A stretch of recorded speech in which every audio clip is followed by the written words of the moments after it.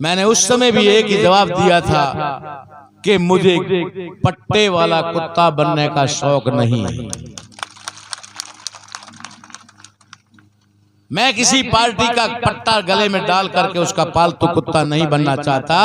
मैं तो जंगल का शेर हूं और जंगल का शेर रहना चाहता हूं, आजाद रहना चाहता हूं। जब जनता का नेता आजाद नहीं होता, जनता का नेता गुलाम होता है, वो जनता आजाद कैसे होगी? बताइए कोई बुद्धिजीवी है? जिस जनता का लीडर पट्टे बंधा हुआ हो, टिकट का मोहताज हो और उनके इशारे पर नाचने वाला हो, उसकी प्रजा आजाद कैसे हो सकती है? ये संभव नहीं।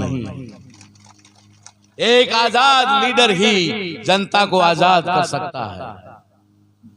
जैसा कि मैंने इन 4 महीने में खास करके भील समाज को आजाद कर दिया। अब वो किसी के बंधन में नहीं है। आज वो आजाद है, आगे भी आजाद रहेगा। पंचायती राज के चुनाव में भी इन लोगों ने स्पष्ट कह दिया है कि जिसको भी सरपंच, प्रधान या प्रमुख बनना है, डेलीगेट या जिला परिषद का सदस्य बनना है, वो जरा हमारी तरफ देख लेना। अगर तुम हमारी तरफ देखोगे तो हम तुम्हारी तरफ देखेंगे। हम इस समय 75 साल में पहली बार आपसे आपका एक वोट मांग रहे हैं, एक वोट मांग रहे हैं, और 6 महीने बाद हम आपको 4 करके देंगे। एक नहीं, 4 करके देंगे। वार्ड पंच का, सरपंच का, डेलीगेट का और जिला परिषद सदस्य का। 4 महीने के बाद में प्रत्येक आदमी का 4 वोट पड़ने वाला है या नहीं है? और अभी लोकसभा में कितने पड़ने वाले हैं? लोकसभा में 1 वोट पड़ने वाला है। 4 महीने बाद 4 पड़ने वाले हैं। जिसको 4 चाहिए वो 1 दे दे, बस। जिस वर्ग को, जिस समाज को, जिस कौम को 4 चाहिए वो 1 दे दे। हम 4 देंगे और खुश होकर देंगे और 1 होकर के देंगे। ये हम वादा करते हैं, हम कमिटमेंट करते हैं, मगर देंगे तब जब 1 दोगे, है ना? आप 1 भी ना दोगे तो फिर हम क्यों देंगे? फिर हम भी सोचेंगे, विचार करेंगे क्या करना क्या नहीं करना। ये मैं अपील आप लोगों से करना चाहता हूं। दूसरी, आज अभी इस भाषण के साथ ही हमारा लाउड स्पीकर और ये गाड़ी घोड़ों का प्रचार प्रसार जो है बंद हो जाएगा। उसके बाद में हम किसी भी प्रकार का कोई वीडियो जारी नहीं कर पाएंगे। इसलिए मैं आप लोगों के माध्यम से और सोशल मीडिया के माध्यम से एक अपील प्रेषित करना चाहता हूं कि मैं ताराराम महना एक गरीब घर में पैदा हुआ, एक किसान के घर में पैदा हुआ, बड़ी मुश्किलों से अपनी पढ़ाई करके टीचर बना और अपने स्वाभिमान के लिए टीचर की नौकरी को रिजाइन किया। फिर मैंने स्ट्रगल किया, स्ट्रगल करके मैंने समाज को भी जगाने का काम किया और अपने बच्चों और बीवी का भी खाने पीने का बंदोबस्त किया। इसलिए मेरे पास में इतने तामझाम नहीं है, इतने गाड़ी घोड़े नहीं है, इतनी फैसिलिटीज नहीं है, इतने बैनर, होर्डिंग्स, झंडियां बंडियां जो भी गले के दुपट्टे वगैरह नहीं है। मेरे पास में सिर्फ बैलेट पेपर का नमूना है जो आपके बीच में आ गया होगा। मैं साधन और समय के अभाव में किसी भी व्यक्ति सा नहीं मिल पाया हूं, किसी के गांव में, बस्ती में या घर तक नहीं पहुंच पाया हूं, तो मुझे माफ करें, अदरवाइज ना लें और इस समय साथ दें। मैं 27 तारीख से, 26 को वोट एंड हो जाएगा, 27 तारीख से आपके बीच में आना शुरू कर दूंगा।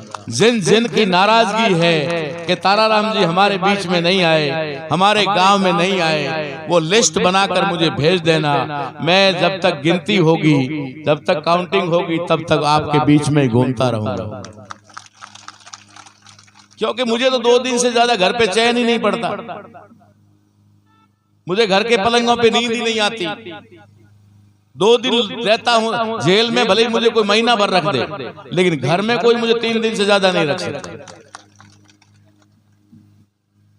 मैं हमेशा समाज के बीच में रहता हूं, समाज के बीच रहना अच्छा लगता है। इसलिए सारे गिले शिकवे भुला करके, कोई भी इस बात का बहाना किए बगैर कि हमारे गांव में तो आए ही नहीं, आए होते तो हम वोट देते, हमारे समाज के पास तो आए ही नहीं, हमें तो उन्होंने फोन भी नहीं किया, इस प्रकार की कोई भी बात अपने दिल में मत रखना। आपका फोन जब भी आएगा, मेरा फोन 2 नंबर है, दोनों ही 24 घंटे चालू रहते हैं।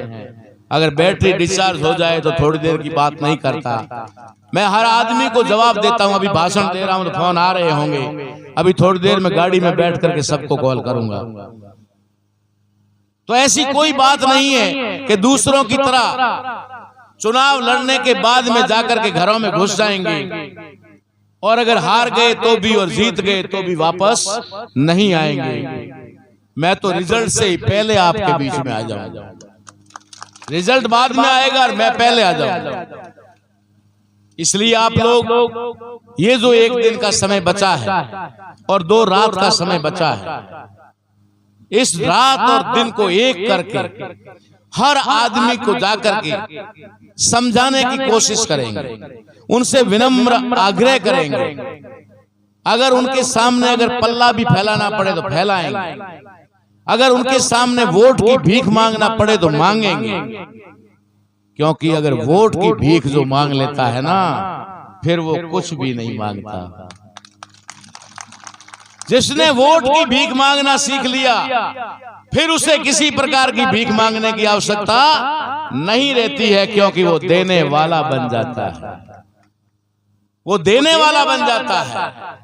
इसलिए आपको इस दबे कुचले वंचित शोषित समाज के लिए, इन मजलूमों के लिए, इन शोषितों के लिए, इन सताए हुए लोगों के लिए, इन गरीब लोगों के लिए जो हर वर्ग में है, हर जाति में है, ऐसे सताए हुए लोग हर वर्ग में, हर जाति में है। कहीं न कहीं वो चाहे अपनी जाति के शिकार हो, चाहे किसी दबंगों के शिकार हो, चाहे कोई बाहुबलों के शिकार हो, उन सब के लिए अगर आपको लड़ाई लड़नी है तो ये भीख आपको मांगनी पड़ेगी। हर घर तक आप पहुंचेंगे, हर बूथ तक पहुंचेंगे। ये संदेश सिर्फ धोरी मीना की आवाज आवाम के लिए नहीं है, ये वीडियो के माध्यम से पूरे देश की और खास करके बाड़मेर, जैसलमेर, बालोतरा लोकसभा के सारे जो वोटर्स हैं, जो निर्वाचक हैं, जो मतदाता हैं, उनके लिए मेरी ये अपील है। कहीं ऐसा ना हो कि धोरी मीना में बोला इसलिए धोरी मीना वालों के लिए। इसलिए मैं आखिरी अपील उन लोगों से करना चाहूंगा कि जैसे सिवाना के अंदर बालाराम जी, आंजना पटेल खड़े हुए और पार्टी से बगावत करके खड़े हुए, निर्दलीय उम्मीदवार के रूप में कांग्रेस छोड़कर चुनाव लड़े। मैं इस संदेश जानबूझ के दे रहा हूं।